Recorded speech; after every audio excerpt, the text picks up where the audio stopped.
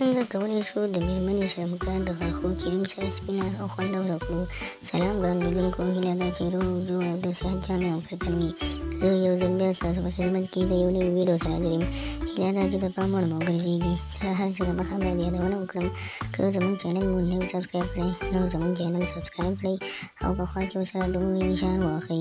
مننه. څنګه کولی شو چې د غاښو کریم سره د میرمنې شرمګا سپینه کړو؟ اکثره داسې خلک دي چې زموږ په خیال باندې چې د میرمنو د شرمګاو څخه به ډېر بازار وي.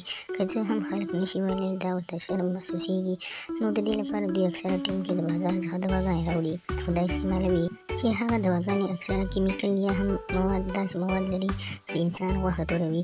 نو د دې پر ځای چې تاسو دغه مواد صرف استعمال کړئ، تاسو کولی شئ په کور کې ورسره دغسې یو نسخه جوړه کړئ تر څو د میرمنې شرمګا ته تاوان هم ونه ورسوي او سپینه هم پاتې شي. اکثره داسې خلک وي چې به صرف سیکس کوي، خو دې ته نه ګوري چې آیا شرمګا څخه په کومه طریقه باید زه خوند واخلم. نو تاسو کولی شئ چې کله هم د بازار څخه دوایي راوړئ، نو تاسو د دې سره په هغه ضرورت اندازه باندې چې تاسو څومره استعمالولی شئ، لومړی د میرمنې په شرمګا باندې هغه کریم ووهئ کوم چې بازار نه راوړئ. کله چې ستاسو د میرمنې شرمګا نه هغه ویښتان لرې شو، نو تاسو کولی شئ دغونه اندازه باندې چې ستاسو د میرمنې په شرمګا باندې لګېږي لږ د غاښو کریم، تور تیل او د لیمو اوبه دا درې واړه ګډې کړئ او مکس یې کړئ. کله چې مکس وکړئ نو دا راواخلئ، د میرمنې په شرمګا باندې ووهئ او تر نیم ساعته پورې پرېږدئ. کله چې پرېښودو نو تاسو کولی شئ له هغه نه وروسته یې په یخو اوبو ومینځئ.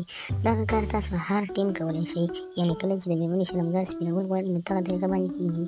نو خدای دې وکړي ملګرو چې زموږ د ویډیو څخه غلط مطلب وانخلئ، زموږ ویډیو لایک کړئ.